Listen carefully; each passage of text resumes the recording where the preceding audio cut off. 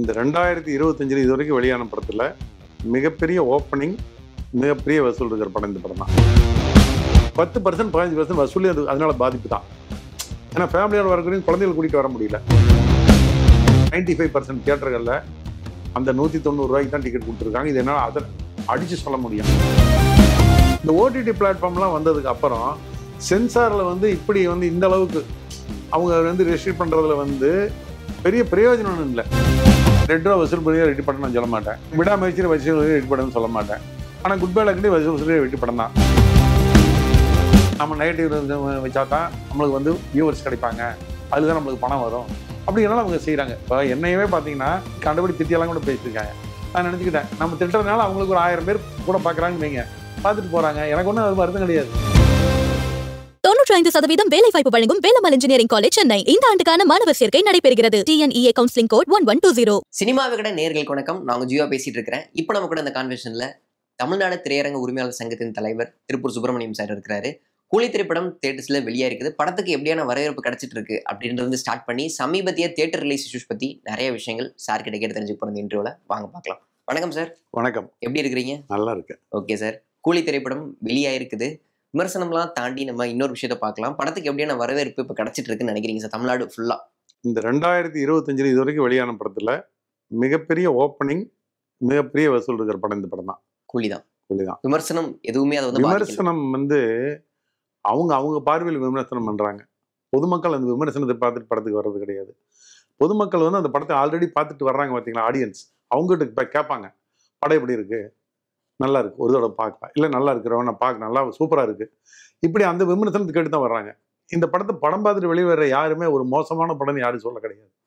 சில பேர் நல்லா இருக்கு, ஒன் டைம் வாட்சபிள், சில பேர் சூப்பராக இருக்கு சார், மறுபடியும் கூட பார்க்கலாம், இப்படி தான் ரிவ்யூ இருக்குங்க. அதனால தான் படத்துக்கு இந்த 4 நாளாக குறையாத வசூல். வியாழன், வெள்ளி, சனி, ஞாயிறு 4 நாள் தமிழ்நாடு பூரா எல்லா தியேட்டர்லையும் ஃபுல்லு தான்.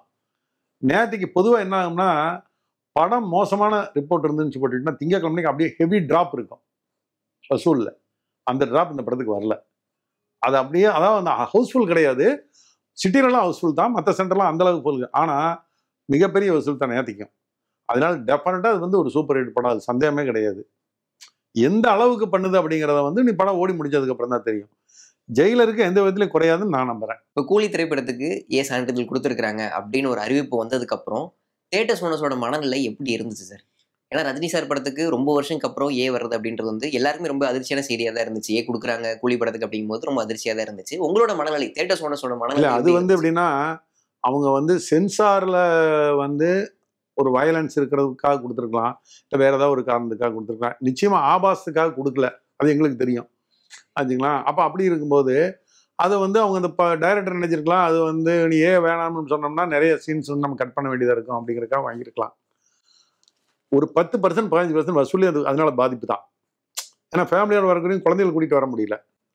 ஆனால் இதில் ஒரு பெரிய விசித்திரமான வேடிக்கை என்னன்னு பார்த்தீங்கன்னா, நாளைக்கு இந்த படம் ஒரு 6 வாரம் கழிச்சோ 8 வாரம் கழிச்சோ, 8 வாரத்துக்கு அப்புறம் போடுவாங்கன்னு நினைக்கிறேன் நான்.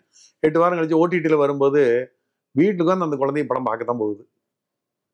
இப்போ சென்சார்லாம் முதல்ல ஒன்லி தியேட்டர் இருக்கும்போது நீங்கள் சென்சார் பண்ணுறது நியாயம், அதில் நீங்கள் கரெக்டாக பண்ணி தான் ஆகணுங்கிறது. இந்த ஓடிடி பிளாட்ஃபார்ம்லாம் வந்ததுக்கு அப்புறம் சென்சாரில் இப்படி இந்த அளவுக்கு அவங்க ரெஸ்ட்ரிக்ட் பண்ணுறதுல பெரிய பிரயோஜனம் இல்லை. அவங்க பொது இடத்துல இந்த மாதிரி பார்க்க வேணாம் அப்படின்னு நினைக்கிறாங்க. ஆனால் எல்லா குழந்தைகளும் பார்க்க தான் போகிறாங்க இந்த படத்தை. அதனால இந்த படத்தை அந்த கொடுத்ததுனால ஓடிடிக்காரருக்கு ஒரு ப்ளஸ் பாயிண்ட். ஒரு 15% அந்த ஆடியன்ஸ், பார்க்காத ஆடியன்ஸ் ஓடிடியில் பார்க்க போகிறாங்க. எல்லா குழந்தையும் இந்த படத்தை ஓடிடியில் பார்க்க தான் போகிறாங்க. Okay sir. ஒவ்வொருத்தருக்கும் ஒவ்வொரு பார்வை இருக்கும். இப்போ தியேட்டர்ஸ் ஓனர்ஸோட ஒரு பிரதிபலிப்பாக நீங்கள் சொல்லுங்க, இந்த படத்துக்கு கிடைக்காம இருந்தால் இன்னும் கூட நல்லா இருந்திருக்கும். டெஃபினட்டாக நல்லா இருந்திருக்கும். நானே சொல்கிறேன், இனியொரு இந்த ஒரு கலெக்ஷனில் பார்த்தீங்கன்னா இந்த படம் ஒரு தமிழ்நாடு லெவலில் இருந்துட்டு ஒரு 200 கோடி பண்ணுதுன்னு வைங்க. அந்த 200 கோடிங்கிறது 225 கோடியாக இருக்குது, 250 கோடியாக இருக்கும், அந்த மாதிரி இருக்கும். Okay sir. ஆனால் ஃபுட்ஃபால் கம்மியாக இருக்குது அப்படின்னு தான் நினைக்கிறீங்க நீங்கள்? கம்மியாங்கிறது கிடையாது, வர முடியாதுல்ல. அவங்க வரலாம்னு நினைக்கிறவங்க கூட வர முடியாது இல்லைங்களா, இருக்கிறதுனால. அதான் இல்லை, சில பேர் ஃபேமிலியோட வரணும் அப்படின்ற மாதிரி நினைச்சிருப்பாங்க, குழந்தைங்களை கூட்டு வர முடியாது. அது இருக்கலாம், அது இருக்கலாம். ஆமாம் ஆமாம் ஆமாம். சில பேர் குழந்தை சின்ன குழந்தைகளா இருக்கலாம், எல்லாமே ஒரு 10 வயசுக்கு உட்பட்ட 2 குழந்தைகளா இருக்கலாம், அவங்க ஃபேமிலியில் அவங்க 4 பேர் இருக்கலாம், குழந்தைகளை விட்டுப்பட்டு வர முடியாது. அதனால அவங்க சரி அப்படி இருந்தாலும் ஒரு 6-7 வாரம் கழிச்சு ஓடிடியில் வந்துடும், நம்ம அதில் பார்த்துட்டா போச்சு அப்படின்னு நினைக்கலாம். அந்த மாதிரி ஒரு பெரிய அதான் சொல்கிறேன், மினிமம் ஒரு 15% வசூல் தேச சர்டிஃபிகேட்னால குறையும். குறைஞ்சிருக்கு அது. குறைஞ்சிருக்கு. Okay, okay sir. இப்ப கூலிக்கு பொறுத்தவரையில இந்த அளவுக்கு எதிர்பார்ப்பு இருக்கிறதுக்கு என்னென்ன காரணம்னு நினைக்கிறீங்க சார் நீங்க? இல்ல ஒண்ணு வந்து தமிழ் சினிமாவுல 110 ஆண்டுக்கு மேல ஆயிடுச்சு தமிழ் சினிமா. இப்படி 50 வருஷமா கதாநாயகனா நடிச்சிட்டு இருக்கிற ஒரு பெரிய வசூல் சக்கரவர்த்தி. பொதுவா எம்ஜிஆர் தான் சொல்லுவாங்க வசூல் சக்கரவர்த்தி அப்படின்னு சொல்லி.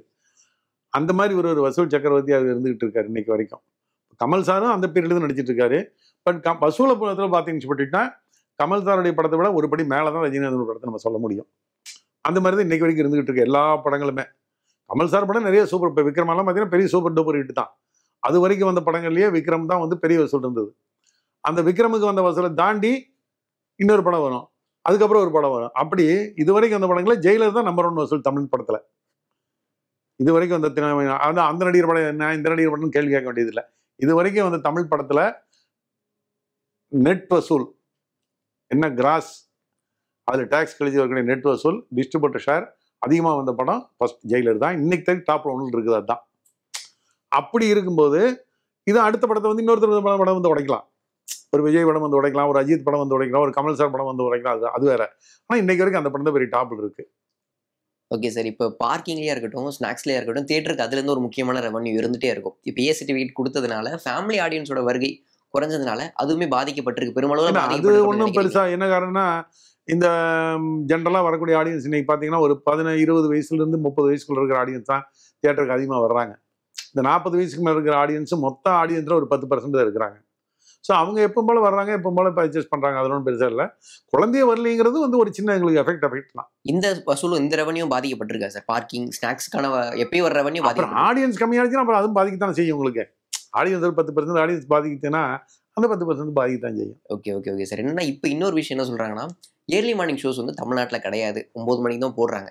அதனால தமிழ்நாட்டில் இருக்கிற நிறைய பேர் வந்து பக்கத்து ஸ்டேட்ஸ்க்கு போய் படம் பார்க்க ஆரம்பிச்சிடறாங்க. அதனால ஏர்லி மார்னிங் ஷோஸோட வசூல் எப்பயும் இருக்கிறத விட கொஞ்சம் கம்மியாயிட்டே வருது அப்படின்ற மாதிரி நிறைய பேர் சொல்றாங்க. இல்லை அப்படி இல்லை. எப்படின்னா அது ஒன்றும் பெரிய டைம் டிஃபரன்ஸ் கிடையாது. 3 மணி நேரம் வித்தியாசம் தான். 6 மணிக்கு போடுறாங்கன்னா இங்கே 9 மணிக்கு போடுறாங்க. அதுல ஒன்றும் பெரிய எஃபெக்ட் இருக்குன்னு நான் நம்பல. அப்படியே மீறி போனாலும் ஒரு 100 ஆடியன்ஸ் போய் பார்ப்பாங்க. டோட்டலாக தமிழ்நாடு பூரா சேர்ந்து ஒரு 100 பேரோ 500 பேரோ போய் பார்ப்பாங்க. அதெல்லாம் ஒன்றும் பெரிய எஃபெக்ட்டுங்கிறது சொல்ல முடியாது. பட் இந்த ஏர்லி மார்னிங் ஷோஸ் இல்லாமல் இருக்கிறது தியேட்டர்களுக்கு நல்லது தான். நல்லது தானே? ஆமாம். நீங்கள் வந்து 3 மணி 4 மணிக்கெல்லாம் போடும்போது சட்டம் ஒழுங்கு பிரச்சனை வரும். நம்ம அதை வந்து நம்ம மானிட்டர் பண்ணிட்டு இருக்கணும். ஸ்டேஷன் ஆள் இருக்க மாட்டாங்க.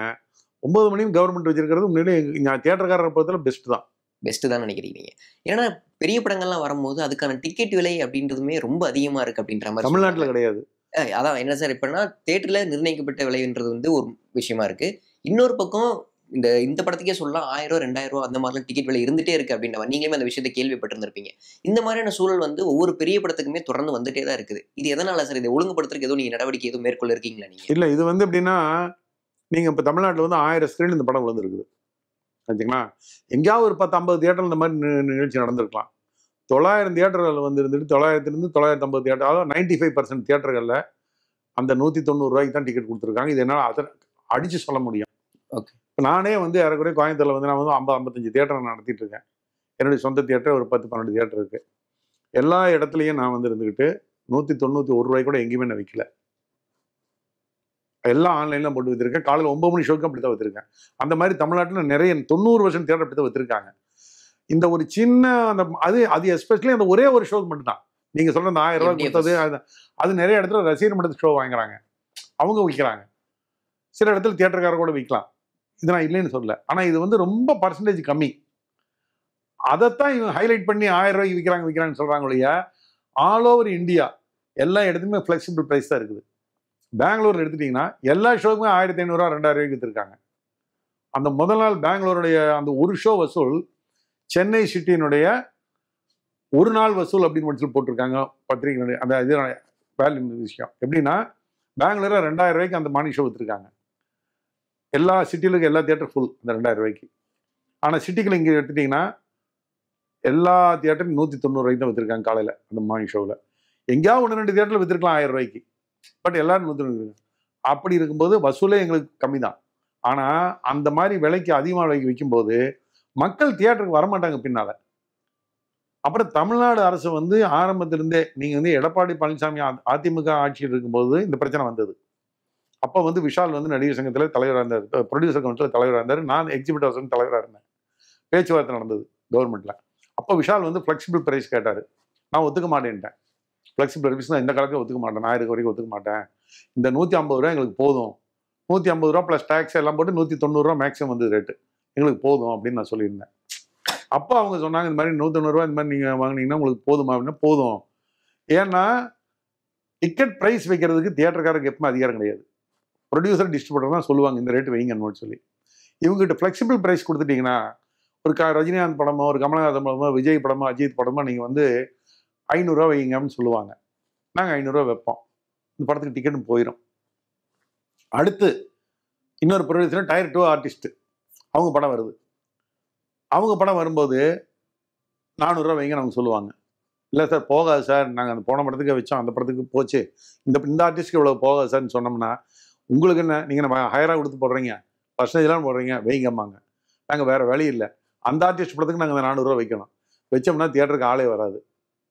ஸோ அந்த மாதிரி ஒரு சிக்கல் வேண்டாங்கிறதுக்காக தான் இந்த மேக்ஸிமம் கேப் நாங்கள் வாங்கி இன்னைக்கு வரைக்கும் வந்து ஏறத்தாழ 10 வருஷமா 8-9 வருஷமா அது வந்து இந்த இது இருக்குது. ஆல் ஓவர் இந்தியா எங்கேயுமே இந்த மாதிரி வந்து ப்ரைஸ் கேப் கிடையாது. இப்போ பெங்களூரில் இதை பார்த்துக்கிட்டு கர்நாடக அரசு வந்து 200 ரூபாய்க்கு மேலே எந்த மல்டிபிளெக்ஸ் டிக்கெட் ரேட் வைக்கக்கூடாதுன்னு சொல்லிட்டு ஒரு ஒப்பீனியன் கேட்டிருக்காங்க. அனைமா சொல்லிக்கிறாங்க, அங்கேயும் கொண்டு வந்துருவாங்க. ஓகே, அதனால இன்னைக்கு மக்கள் வந்து தியேட்டருக்கு வரது குறைஞ்சி போச்சு. நீங்கள் சேட்டலைட் டிவி வந்தாச்சு, ஓடிடி பிளாட்ஃபார்ம் வந்தாச்சு, ஃபோனில் பணம் பார்க்க ஆரம்பிச்சுக்கிட்டாங்க. இவ்வளோலாம் இருக்கும்போது நீங்கள் சும்மா ரேட்டில் கண்ணா பின்னான்னு வாங்கினீங்க போட்டு யாரும் வரமாட்டாங்க. இப்போ இந்த 1000 ரூபாய்க்கு நான் விற்று சொல்கிற தியேட்டர் இருக்குது பார்த்தீங்களா, அவங்களே இந்த ஒரு ஷோக்கு தான் விற்றுருக்க முடியும். அடுத்த ஷோக்கு 1000 யாருமே வாங்க மாட்டாங்க. நீங்கள் ஆடியன்ஸோட மென்டாலிட்டி எப்படி இருக்குன்னு சொல்லிட்டுனா, இப்போ எங்கள் தியேட்டர் டிக்கெட் கேட்குறாங்க, ரொம்ப தெரிஞ்சவங்க கேட்குறாங்கன்னு வைங்க, சார் நான் காலையில் ஒரு 10 டிக்கெட் கொடுங்கன்னு கேட்குறாங்க. நான் இல்லை சார், மார்னிங் ஷோவில் ஆன்லைனில் போட்டிருக்கோம், ஒரு 5 டிக்கெட் வேணால் தரோம் உங்களுக்கு, ஒரு ஆஃபீஸ் டிக்கெட் ஒரு 10 டிக்கெட் நிறுத்திருக்கோம் அப்படின்னு சொல்லிட்டு, அடுத்த ஷோக்கு வேணால் உங்களுக்கு 10 வேணால் வாங்கிக்கன்னு சொன்னால், இல்லை சார் அடுத்த ஷோ வேணாம் சார், நான் அப்புறம் 2 நாள் கழிச்சு பார்த்துக்கிறேன் அப்படிங்கிறாங்க.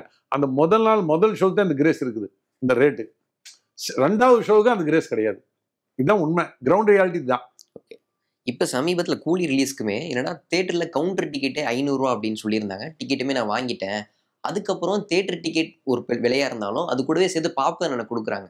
அதை நான் கேட்கல, அவங்களாவே 500 ரூபா விலையை நிர்ணயிச்சுட்டு ஒரு டிக்கெட்டோட சேர்த்து எனக்கு ஒரு பாப்கார்னுமே கொடுக்குறாங்க. FDFS இந்த மாதிரி ஒரு விஷயம் நடந்துட்டு இருக்கு, ஒரு 500 ரூபா வசூலிக்கிறாங்க அப்படின்ற மாதிரி சொல்றாங்க. இந்த விஷயம் நீங்க ஒழுங்குபடுத்தணும் அப்படின்ற மாதிரி தான் முயற்சிகள் எடுத்து இல்ல. இந்த விஷயம் எல்லாம் வந்துட்டு நீங்க சொல்றது அந்த முதல் நாள் செஞ்சாங்களா இல்ல எப்பவும் அப்படிதான் பண்றாங்களா அப்படின்ற மாதிரி தான். அதான் நான் சொல்றேன், இந்த ஃபர்ஸ்ட் ஷோக்கு என்ன கொடுத்தாலும் வாங்குற அந்த விஷயம் இருக்கு அப்படின்ற கவுண்டர்லயே இந்த விஷயம் நடந்துட்டு இருக்கு. அதுதான் நான் தான் சொல்றேன், நான் தான் தப்பு எல்லாமே இல்லைங்க. தமிழ்நாடு வர 100% நாங்க பர்ஃபெக்டா நடத்துறோம் நான் சொல்லவே இல்லையே. சில இடங்கள் இருக்குதான் செய்யுது. இதெல்லாம் வந்து ஒரு வியாபாரத்துல வந்து இருந்துகிட்டு, இப்போ ஒரு இடத்துல வந்து ஒரு ஹோட்டல்ல சாப்பிட போறீங்க நீங்க, அந்த ஹோட்டல்ல எல்லாமே நல்லா இருக்கும், தோசை சரியா இருக்காது, இல்லை இன்னொரு ஐட்டம் சரியா இருக்காது, அதை நீங்க என்ன பண்றீங்க, அந்த ஹோட்டலே மோசம்னு சொல்லிடுவீங்களா? சொல்ல முடியாது. அந்த மாதிரி இது ஒரு விஷயம். எல்லா தியேட்டரும் பர்ஃபெக்டா நடக்கணும்னு நாங்கள் ஆசைப்படுறோம். அதுல ஏதாவது 1-2 இடத்துல இந்த மாதிரி தப்பு நடக்கலாம். அதை வந்து நாங்கள் வந்து சரி பண்றதுக்குள்ள முயற்சிகளை பண்ணிட்டு தான் இருக்கிறோம். எங்களையும் மீறி சில டைம்ல அந்த மாதிரி நடக்குது. அதனாலதான் வேற ஒன்றும் பண்ண முடியறது இல்லை எங்களால. ஓகே, இதுக்கு ஒழுங்கு நடவடிக்கைகள் எதுவும் நீங்க நடவடிக்கை எடுக்க நாங்க கவர்மெண்டா நாங்க இல்ல செய்ய முடியாது. இன்ஸ்ட்ரக்ஷன் மாதிரி ஏதாவது சொல்றது சொல்லிட்டே தான் இருக்கிறோம். இந்த மாதிரி வந்து ஃபர்ஸ்ட் ஷோல வந்து ரசிகர் மன்றத்துக்கு கொடுக்க வேண்டாங்க, நீங்க அதிக விலைக்கு யாரும் விற்க வேண்டாங்க அப்படின்னு சொல்றோம். அது வந்து மேக்ஸிமம் அதான் சொல்லி 95% தியேட்டர் கடைப்பிடிக்கிறாங்க. யாரோ 2 பேர் 4 பேர் கடைப்பிடிக்கிறது இல்லை. அது என்ன செய்ய முடியும்? நாங்கள் வந்து அதான் சொன்னேன், அசோசியேஷன் சொல்லத்தான் முடியும், அது வந்து நம்ம இது பண்ண முடியாது. ஓகே சார், இப்போ விமர்சனங்கள் அப்படின்ற ஒரு விஷயத்தை பற்றி முக்கியமான பேசப்பட்டு இருக்குது. அது என்னன்னா, விமர்சனங்களை ஒரு 2 நாளைக்கு அப்புறம் தள்ளி வச்சுக்கோங்களேன் அப்படின்ற மாதிரி நடப்பு தயாரிப்பாளர் சங்கத்திலையும் முன்னாடி சொல்லியிருந்தாங்க. இப்போ உங்களோட பார்வை எப்படி இருக்கு சார்? நீங்க ஒரு விஷயமே சொல்லியிருந்தீங்க, விமர்சனத்தினால கூலி எந்த அளவுமே பாதிக்கப்படலை அப்படின்ற மாதிரி சொல்லியிருந்தீங்க. உங்களோட பார்வை இப்போ எப்படி இருக்கு? நான் இது முதல்ல நானே சொல்லியிருந்தேன், விமர்சனம் வந்து நீங்க ஒரு வாரத்துக்கு பண்ணாதீங்க அப்படின்னு நானே ரிக்வெஸ்ட் பண்ணி கேட்டிருந்தேன். பட் அதெல்லாம் யாரும் கேட்கறது ரெடி இல்லை. இன்னைக்கு நிறையா வந்து சேனல்ஸ் வந்துருச்சு, யூடியூப் சேனல்ஸ் மற்றதெல்லாம் வந்துருச்சு. அவங்கெல்லாம் வந்துட்டு அது நம்ம போட்டால் கிண்டல் கூட பண்ணாங்க, நீங்கள் யார் பார்த்து சுதந்திரத்தை தடை பண்ணுறதுக்கு அப்படி இப்படின்னாங்க. சுதந்திரம் உங்களுக்கு இருக்குது இல்லைன்னு நான் சொல்லவே இல்லை. ஆனால் அந்த சுதந்திரத்தை நீங்கள் அளவோட பயன்படுத்தணும். நீங்கள் வந்து எந்த படம் எடுத்தாலும் இந்த படம் ஒன்றுக்கு ஆகாது, குப்பை ஓடாது அப்படி இப்படின்னு சொல்லி விமர்சனம் பண்ணுறீங்க பார்த்தீங்கன்னா, அதைத்தான் நான் வேணாங்கிறேன். நான் இப்போ நீங்கள் வந்து இப்போ நாங்கள் தியேட்டர் ப்ரெமிசஸ்க்குலாம் நாங்கள் வந்து விமர்சனத்துக்கு நாங்கள் அலோவ் பண்ணுறது இல்லை. ஏன் அலோவ் பண்ணுறதுன்னு கேட்குறாங்க. இப்போ நீங்கள் ஒரு ஹோட்டலில் சாப்பிட போகிறீங்க, அந்த ஹோட்டலில் போய் நீங்கள் போய் இந்த ஹோட்டலில் மசாலா தோசை நல்லா இல்லை, யாரும் சாப்பிட போகாதீங்க, இந்த ஹோட்டலில் இட்லி நல்லா சாப்பிட போக அந்த ஹோட்டல் முன்னால் நீங்கள் சொல்ல முடியுமா? இல்லை யாராவது சொல்கிறீங்களா? இந்த வியூவர்ஸ் அங்கே போய் சொல்கிறது தானே.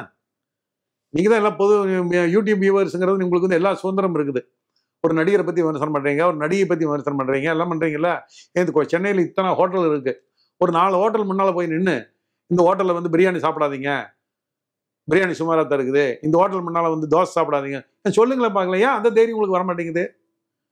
நீங்கள் ரொம்ப நேர்மையான ஆளுங்க, எல்லாம் விமர்சனத்துக்கு அப்பாற்பட்டதா எந்த தொழிலும் இல்லைங்கிறீங்க.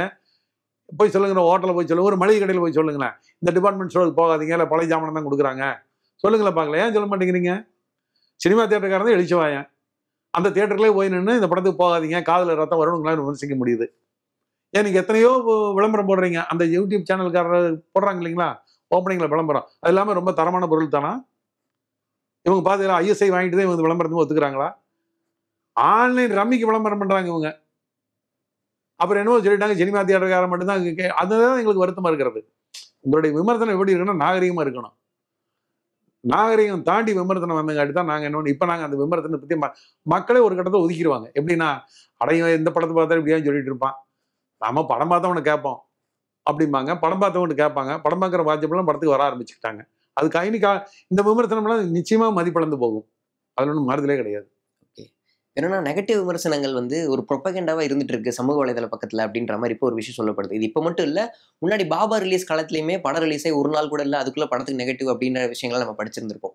ஸோ எப்படி நடந்துட்டு இருக்குன்னு நினைக்கிறீங்க சார் இந்த ப்ராசஸ்? இப்போ இது அந்த காலத்துல இருந்து வந்துட்டு இருக்குது. பாலச்சந்தர் சார் ஒரு படம் எடுத்தாரு, படத்தினுடைய பேர் ஞாபகம் வரல. அந்த படத்தை பத்தி எல்லா பத்திரிகைகளும் பாராட்டி எழுதியிருந்தாங்க. ஒரு பத்திரிகை மட்டும் அந்த படத்தை வந்து படுமோசமா எழுதியிருந்தாங்க. அந்த படத்துல 50 நாள் விளம்பரம் வந்து தந்தியில் ஆஃப் பேஜ் கொடுத்துருந்தாரு பாலச்சந்தர் சார். ஆஃப் பேஜ் கொடுத்து ஒரு தராசு படம் போட்டு எல்லா பத்திரிகையும் ஒரு தராசு ஒரு சைட்லையும் அந்த பத்திரிகை ஒரு சைடில் வச்சு, இவருக்கும் எங்களது நன்றி, படத்தை பற்றி தரம் தாழ்ந்து விமர்சித்த இவருக்கும் எங்களது நன்றின்னு போட்டிருந்தாரு. அதைத்தான் நான் இப்போ உங்களுக்கு பதிலாக சொல்லணும். எப்படின்னா, இப்போ ஒரு படம் ரிலீஸ் இந்த குழி எடுத்துக்கங்க, எத்தனையோ விமர்சகர்கள் இந்த படத்தை பற்றி நல்லபடியாக விமர்சிச்சிருக்காங்க.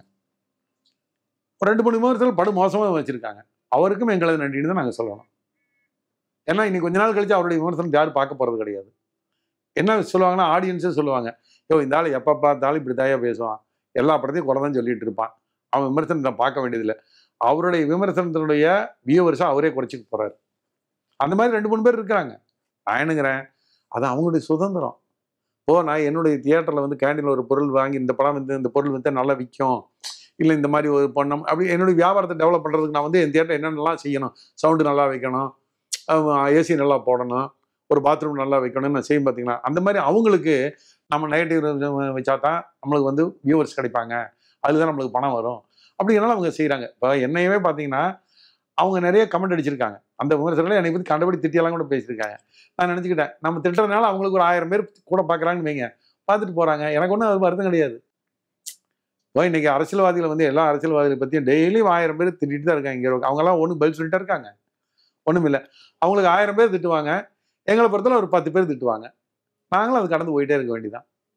ஓகே சார், இப்போ பெரிய படங்கள்னு வரும்போது அதுக்கான ரெவன்யூ ஷேரிங் அப்படின்ற பெர்சன்டேஜ் வந்து கம்மியாயிட்டே வர மாதிரி நீங்க நினைக்கிறீங்க? லியோக்கு அந்த அது வந்து இருந்துச்சு, எப்படி லியோக்கு அந்த விஷயம் நீங்க சொல்லியிருந்தீங்க, அப்ப அந்த ரெவன்யூ ஷேரிங் வந்து அவங்க அதிகமான பெர்சன்டேஜ் கேட்கறாங்க நீங்க ஒரு விஷயம் சொல்லியிருந்தீங்க. அதுக்கப்புறம் அந்த விஷயம் எது ப்ரொலாங் ஆச்சு பெரிய படங்கள் பொறுத்தவரையில? அதுக்கப்புறம் அவங்களே வந்து மாத்திட்டாங்க, எல்லாருமே மாத்திட்டா அந்த அளவுக்கு இது வரைக்கும் நாங்கள் அந்த லியோவுக்கு கொடுத்த பர்சன்டேஜ் வேற எந்த படத்துக்கு இது வரைக்கும் யாருமே வாங்கல.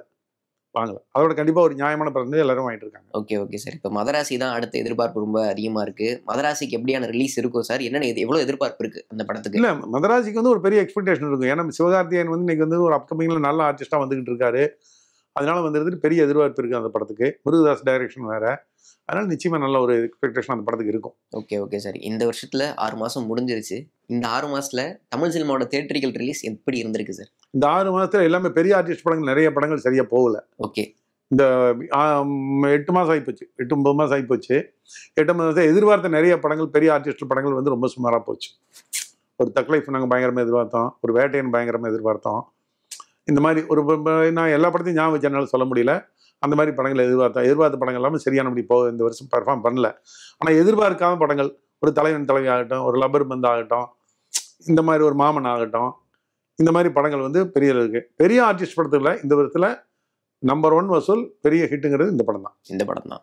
வேற எந்த படம் விடாமுயற்சி வந்து விடாமுயற்சி இல்ல கூலி இது குட் பேட் அக்லி நல்லபடியா போச்சு. ஓகே ரெவன்யூல அது நல்லா போச்சு. Okay okay sir. நல்லா போச்சு. இந்த வருஷத்துல இந்த படம் நாங்க எதிர்பார்க்கவே இல்லப்பா, ஆனா அது வந்து சூப்பரா வசூல் பண்ணுச்சு, சைலண்டா வந்துச்சு, சூப்பரா வசூல் பண்ணிட்டு போயிருச்சு அப்படின்னா எந்த படத்தை நீங்க மென்ஷன் பண்ணுவீங்க சார்? நான் வந்து சொல்றேனே, மாமன் அப்படித்தான் எதிர்பார்க்காத படம் தான் அந்த படம்.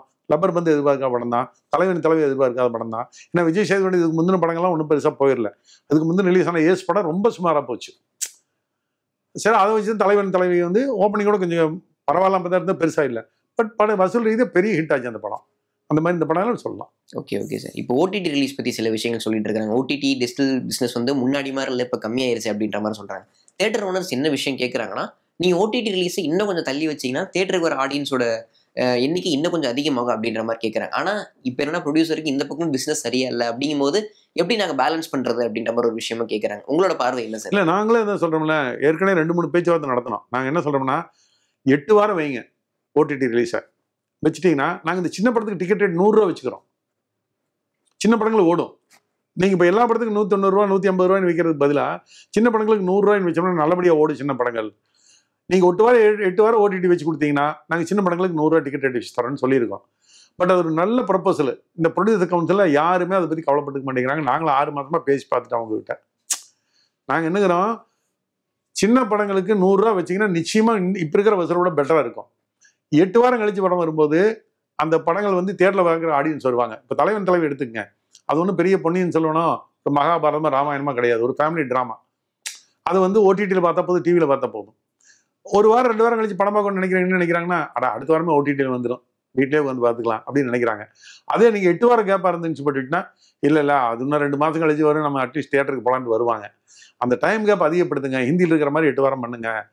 நாங்களும் என்ன பண்ணுறோம்னா, இந்த சின்ன படங்கள் ஆர்டிஸ்ட் கம்மியாக இருக்கிற படங்களுக்கெல்லாம் 100 ரூபா டிக்கெட் ரேட் வைக்கிறோம், மக்கள் இன்னும் கொஞ்சம் தியேட்டருக்கு வருவாங்க அப்படின்னு சொல்கிறோம். அதை அவங்க காது கொடுத்தே கேட்டுக்க மாட்டேங்கிறாங்க. இப்போ தக் லைஃப் ரிலீஸ் சமயத்தில் அந்த படமே 8 வாரம் கழிச்சு தான் ஓடிடியில் ரிலீஸ் ஆகும் அப்படின்ற மாதிரி முதல்ல அறிவிச்சிருந்தாங்க. அப்போ நிறைய தியேட்டர் ஓனர்ஸுமே இது வரவேற்கத்தக்கது அப்படின்ற மாதிரி பாராட்டியுமே இருந்தாங்க. ஆனால் படம் ரிலீஸ் ஆனதுக்கப்புறம் கொஞ்சம் 4 வாரத்துலேயே அது வந்து ஓடிடியில் வந்துருச்சு. அதுக்கப்புறம் திரும்ப அந்த விஷயத்தை பற்றி யாருமே பேசலை. அது எதனால சார்? இல்லை, அது படம் வந்து அந்த படமே பெருசாக போகலை, தியேட்டர் இருந்து நாங்கள் எல்லாம் எடுத்தாச்சு. அப்புறம் அந்த படத்தை பற்றி எதுக்கு பேசிட்டு இருக்குன்னு நாங்கள் அதை பற்றி ஒன்றும் கண்டுக்கலாம். நாங்கள் ஓகே சார். இப்போ தேட்டர்ஸ் என்னன்னா நிறைய சிங்கிள் ஸ்க்ரீன்ஸ் வந்து அடுத்தடுத்து கொஞ்சம் கொஞ்சமாக க்ளோஸ் பண்ணிட்டே வராங்க. பழைய காலத்து தேட்டர்ஸ் எல்லாமே இப்போ அடுத்தடுத்து க்ளோஸ் பண்ணிட்டே வராங்க. இதுக்கு அப்படியே நீண்டுகிட்டே இருக்குது. இதோட ஃபியூச்சர் எப்படி இருக்கும் அப்படின்னு நினைக்கிறீங்க? இது வந்து எல்லா தொழிலும் இருக்கிறதா. இப்போ நீங்கள் வந்து பார்த்தீங்கன்னா, கிராம்பவுண்ட் ரெக்கார்டு இருந்தது, கிராம்பவுண்ட் ரெக்கார்டுக்கு அப்புறம் டேப் வந்தது, டேப்லேருந்து சிடி வந்தது, சிடியிலேருந்து பென்ட்ரைவ் வந்தது. இப்படி ஒவ்வொன்றா டெவலப் ஆகிட்டே வந்துட்டு இருக்குது. அதே மாதிரி தான் வீடியோ டேப்பில் படம் ஓடிச்சு. அப்புறம் இதில் இது மாதிரி விஞ்ஞான டெவலப்மெண்ட் ஒன்றும் பண்ண முடியாது. நீங்கள் முதல்ல வந்து டூரிங் தியேட்டர்ஸ் இருந்தது, டூரிங் தியேட்டர் அடுத்தது பர்மனன்ட் தியேட்டர்கள் வந்தது. பர்மனன்ட் தியேட்டர் கீழெல்லாம் நாங்கள்லாம் தரையில் உட்காந்து படம் பார்த்துருக்கோம். அந்த 70 காலத்தில் கீழே தரையில் உட்காந்து படம் பார்த்துருக்கோம். அதுக்கப்புறம் பெஞ்ச் போட ஆரம்பித்தாங்க. அதுக்கப்புறம் சிட்டியில் ஏர் கண்டிஷன் தியேட்டர்ஸ் வர ஆரம்பிச்சது. அதுக்கப்புறம் மல்டிப்ளெக்ஸ் வர ஆரம்பிச்சது. இப்படி இருக்கும்போது பின்ன டூரிங் தியேட்டர் அழியுதே, சிங்கிள் தியேட்டர் அழியுதே, நம்ம பேசிட்டு இருக்கிற பிரயோஜனமாக கிடையாது. கால மாற்றத்துக்கு உட்பட்டதே எல்லாமே. இது கால மாற்றத்தில் சார்பு. சிங்கிள் தியேட்டருக்கு வந்து 800 பேர் 900 பேர் போய் உட்காந்து படம் பார்க்குற இடத்துல 50 பேர் 25 பேர் உட்காந்து படம் பார்த்தா தியேட்டர் ஓனருக்கு கட்டுப்படி ஆகிறது கிடையாது, படம் பார்க்குற ஆடியன்ஸுக்கும் ஒரு பெரிய இது கிடையாது. அப்புறம் அவங்க இன்னைக்கு மாலில் படம் பார்த்து பழகிட்டாங்க, மல்டிப்ளெக்ஸில் படம் பார்த்து பழகிட்டாங்க. மல்டிப்ளெக்ஸ் வந்து ஃபுல்லி ஏர் கண்டிஷன், லாபியிலேருந்து எல்லாமே ஏர் கண்டிஷனு. அந்த ஒரு மழை பெஞ்சா உள்ளே போய் நடைய மாட்டாங்க. சிங்கிள் ஸ்க்ரீன்ஸ் நீங்கள் பார்த்தீங்கன்னா, நம்ம மழை பெஞ்சுன்னா அந்த பக்கம் போகிறதுக்கு கொஞ்சம் சிரமமாக இருக்கும். அதுவுமே நிறைய பேர் ரெனியூவேஷன் பண்ணி சூப்பராக வச்சுருக்காங்க. அந்த தியேட்டர் இன்னைக்கு நல்லா தான் ஓடிட்டு இருக்கு சிங்கிள் ஸ்க்ரீன்ஸும். பட் காலப்போக்கில் வந்து எல்லாமே மல்டிப்ளெக்ஸை தான் மாறத்தான் போகுது. Okay okay sir. இப்போ இன்னொரு விஷயம் என்ன சொல்கிறாங்கன்னா, கூலிக்கே சான்றிதழ் கொடுத்துருக்காங்க. மல்டிப்ளெக்ஸில் 18 வயசு கீழே இருக்கிறவங்களை கெடுபடியாக உள்ளே விடுறதில்ல, அதை கண்டிப்பாக கவனிச்சிடுறாங்க அப்படின்ற ஒரு விஷயம் சொல்கிறாங்க. ஆனால் சிங்கிள் ஸ்க்ரீன்ஸ் பொறுத்தவரையில் பிஎன்சியில் அதெல்லாம் பார்க்குறதே இல்லை, எல்லாருமே அலோவ் பண்ணிடுறாங்க அப்படின்ற மாதிரி ஒரு விஷயமா சொல்கிறாங்க. உண்மையான விஷயம் இப்படி நடந்துட்டு இருக்குதா சார்? அதான் சொல்கிறேன். இதெல்லாம் வந்து எப்படின்னு சொல்லிட்டுனா, எல்லாத்தையும் நாங்கள் கண்காணிக்கக்கூடிய அளவு இடத்துல நாங்கள் இல்லை. ஓகே, அந்த மாதிரி நடக்கலாம். அந்த மாதிரி நடக்குங்கிறதெல்லாம் வந்துட்டு நம்ம ஒன்றும் பெருசாக அழட்டிக்க வேண்டியதில்லை. அதே சொல்றேன், அடுத்த மாதத்தில் நீங்கள் வந்து பார்க்க போகிறீங்க. எங்கே பார்க்க போகிறீங்க? ஓடிடியில் பார்க்க போகிறீங்க. அப்போ சின்ன சின்ன ஊர்களை வந்து அதை யாரும் மானிட்டர் பண்ண முடியாது. அதனால அதெல்லாம் ஒரு பெரிய விஷயமா நம்ம எடுத்துக்க பேச வேண்டிய அவசியம் இல்லை. ஓகே, ரீ ரிலீஸோட லாபம் இப்போ எப்படி இருக்குன்னு நினைக்கிறீங்க சார்? இப்போ கில்லி பயங்கரமாக பண்ணிருந்துச்சு ரீ ரிலீஸில், அதுக்கப்புறம் வந்து ரீ ரிலீஸ் பெரிதளவில் பேசப்படலை அப்படின்ற மாதிரியான ஒரு விஷயமா தான் இருக்குது. ரீ ரிலீஸ் இப்போ எப்படியான லாபம் உங்களுக்கு கொடுத்துட்டு இருக்குது கில்லிக்கு அப்புறம்? இல்லை, ரீ ரிலீஸில் வந்து ஃபஸ்ட்டு லாபகரமாக இருந்த மாட்ட கர்ணன். அதுக்கப்புறம் 1000ல் ஒருவன் பெரிய அளவில் பே பண்ணிச்சு. அப்புறம் கில்லி நல்லா பண்ணிச்சு. இப்போ சமீபத்தில் வந்துட்டு தானுசாருடைய படம் கூட, விஜய் படம் சச்சின் கூட வந்து ரிலீஸ்ல வந்து சுமாராக தான் போச்சு அந்த படம். பட் இந்த ரீரிலீஸில் நல்லா தான் போச்சு. அந்த மாதிரி ரீரிலீஸில் படங்கள் ஓடுறது வந்து ஆரோக்கியமாக தான் இருக்குது. இப்போ கூட இந்த நாளைக்கு கேப்டன் பெரா ரிலீஸ் ஆகுது. டெஃபினட்டாக பெரிய அளவில் ஹிட் ஆகுன்னு நான் நம்புறேன். ஓகே. ஏன்னா ரொம்ப நாள் ஆகிப்போச்சு அந்த படம் வந்து. இடையில வந்து ரீரிலீஸே பண்ணல அந்த படத்தை. அவங்க நெகட்டிவ் கொஞ்சம் கெட்டு போச்சு அந்த படம் நினைச்சிட்டு விட்டாங்க. இப்போ அது ரெடி பண்ணி தான் பண்ணியிருக்காங்க. நிச்சயமா பெரிய அளவில் அந்த படம் பண்ணு நான் எதிர்பார்க்கிறேன். Okay sir. அது உங்களுக்கு எந்த அளவுக்கு லாபகரமானதா இருக்கு? பர்சன்டேஜ் கம்மி தான் உங்களுக்கு. இப்போ நீங்கள் வந்து இப்போ புது படங்கள் போடும்போது நீங்கள் 60% டிஸ்ட்ரிபியூட்டர் கொடுக்கணும். ரீரிலீஸ் பண்ணும்போது 40% அவங்களுக்கு கொடுத்துட்டு 60% தியேட்டர் ஓனர் வச்சுக்கலாம். ஓகே. அதனால கொஞ்சம் பெட்டராக தான் இருக்கு எங்களுக்கு. Okay sir. சார் இப்போ நான் இந்த வருஷத்தில் ரிலீஸ் ஆன ஒரு 5 படத்தை நான் குறிப்பிடுறேன் சார். அது வசூல் ரீதியாக நீங்கள் ரேங்க் பண்ண முடியுமா உங்களால்? நான் சொல்கிறேன். குட் பேட் அக்லி, விடாமுயற்சி, டிராகன், டூரிஸ்ட் ஃபேமிலி, ரெட்ரோ, இப்போ கூலி எடுத்துக்கலாம். கூலி இல்லை, இதில் வந்து பார்த்தீங்கன்னா நீங்கள் சொன்ன படத்தில் 2-3 படம் தான் வந்து வசூல் ரீதியாக வெற்றி படம்னு நான் சொல்லுவேன். நீங்கள் ரெட்ரோ வசூல் ரீதியாக வெற்றி படம் நான் சொல்ல மாட்டேன். ஓகே. விடாமுயற்சி வசூல் ரீதியாக வெற்றி படம்னு சொல்ல மாட்டேன். ஆனால் குட் பேட் அக்லி வசூல் ரீதியாக வெற்றி படம் தான். அதே மாதிரி இந்த படம் வந்து டூரிஸ்ட் ஃபேமிலி வசூல் ரீதியாக மிகப்பெரிய வெற்றி படம் தான். அதனால இதில் ஆர்டர் பண்ண முடியாது. வசூல் ரீதியாக மிகப்பெரிய வெற்றி படங்கிறது டூரிஸ்ட் ஃபேமிலி. இந்த வருஷத்தில் வந்த படங்களில் ஒரு பெரிய வெற்றி படம் தான் டூரிஸ்ட் ஃபேமிலி. தலைவி, இந்த மாமன், இந்த மாதிரி படங்கள், லப்பர் பந்து, இதெல்லாம் வெற்றி படங்கள் தான். தக் லைஃப் ஆகட்டும், ரெட்ரோ ஆகட்டும், மற்ற படங்கள் ஆகட்டும் கொஞ்சம் சுமார் படம். இந்த விடாமுயற்சி சுமார் தான். பட் குட் பேட் அக்லி நல்ல வசூல் தான் பண்ணுச்சு. சார் இந்த வருஷத்தில் பிறமொழி படங்களோட வரவேற்பு தமிழ்நாட்டில் எப்படி இருந்திருக்கு சார்? இப்போ ஃபார் எக்ஸாம்பிள் F1 நீங்கள் பயங்கரமான வரவேற்பு கிடைச்சது, சூப்பர்மேனுக்கு வரவேற்பு கிடைச்சது, மோகன்லால் சாரோட தொடரும் படத்துக்கு நல்ல வரவேற்பு கிடைச்சிருந்துச்சு. ஸோ இந்த வருஷம் எப்படி இருந்திருக்கு சார் பிறமொழி? இந்த வருஷம் ஒரு பெரிய போன சமயத்தில் மஞ்சுமல் பாய்ஸ் வந்தது, மெகா ஹிட் ஆச்சு. அதுக்கு முந்தைய KGF வந்தது, பாகுபலி வந்தது. அந்த மாதிரி ஒரு பெரிய வீட்டு இந்த வருஷம் வந்து பெரிய வெளியிலேருந்து வரல. ஓகே. இப்போ நீங்கள் சொல்கிற தொடரும் மற்றெல்லாம் வந்து நல்லா போச்சு. ஒன்று F1 அதே மாதிரி நல்லபடியாக தான் போச்சு. பெரிய சூப்பர் ஹிட் படங்கிறது இந்த வருஷம் இது வரைக்கும் பிறமொழி படங்கள் எதுவுமே வரல. ஓகே. இப்போ மக்களோட எண்ணமும் எந்த மாதிரி இருக்கு சார்? இப்போ பெரிய படம் வருதுன்னா அதோட விமர்சனம் பார்க்காம நிறைய பேர் தியேட்டர்ஸ்க்கு வராங்க. நிச்சயமா அதோட சந்தேகமே கிடையாது. சின்ன வெறும் விமர்சனத்தினால வந்து படம் பார்க்குற காலம் எல்லாம் போயிடுச்சு. இப்போ இல்லை, எப்பவுமே அப்படி கிடையாது. விமர்சனமும் பார்த்துட்டு வருவாங்க சில பேர், அது நான் இல்லைன்னு சொல்லல. ஆனால் எல்லாருமே விமர்சனம் பார்த்துட்டு வருதுன்னா கண்டிப்பாக கிடையாது. இப்போ சின்ன படங்கள் எடுத்துக்கலாம், அதுக்கெல்லாம் விமர்சனம் பார்த்துட்டு தியேட்டர்ஸ்க்கு வராங்க. அதுக்கு எப்படியான வரவேற்பு கொடுக்குறாங்க? அந்த சின்ன படத்திற்கும் அந்த ஃபேமிலி ஆடியன்ஸ் எப்படி வராங்க? அந்த சின்ன படமே மவுத் டாக்ல தான் சார் வெளியில் போகுது. அந்த சின்ன படம் நல்லா இருந்ததுன்னா அவன் போய் 100 பேருக்கு சொல்லுவான், நான் இந்த மாதிரி படம் பார்த்தேனுங்க, நல்லா இருக்குங்க, பிரமாமா இருக்கு. லப்பர் பந்துன்னு ஒரு படம் பார்த்தேன், அற்புதமா இருக்குது. டூரிஸ்ட் ஃபேமிலின்னு ஒரு படம் பார்த்தேன். இதுக்கு முன்னால் வந்து சசிகுமார் படம் எதுவுமே பெருசாக போகல. டூரிஸ்ட் ஃபேமிலிங்கிற படம் தான் ஆர்டிஸ்ட்டை காட்டு, அந்த கதைக்களம் தான் ரொம்ப முக்கியமாக இருந்தது. அது மவுத் டாக்ல தான் இந்த அளவுக்கு போச்சு. விமர்சனத்தை போகுதுன்னு நான் ஏற்றுக்க மாட்டேன். விமர்சனமும் ஒரு காரணமாக வேணா இருக்கலாம். அது விமர்சனம் ஒரு 10% சப்போர்ட் பண்ணியிருக்கலாம். ஆனால் 90% வசூலுக்கு காரணம் மவுத் டாக் தான். ரொம்ப நன்றி உங்கள் நேரத்துக்கும் உங்கள் பொறுமைக்கும். இப்போ எங்களுக்கு இருக்கிற டவுட்ஸ் நிறையவே நீங்கள் கிளாரிஃபை பண்ணிட்டீங்க. Thank you so much sir. நன்றி. வேலம்மாள் இன்ஜினியரிங் கல்லூரியில் BE, ME, BTech மற்றும் MBA படிப்புகளுக்கான அட்மிஷன் நடைபெறுகிறது. மேலும் விவரங்களுக்கு கல்லூரியின் இணையதளம் அல்லது 8939221120 என்ற எண்ணை தொடர்பு கொள்ளவும்.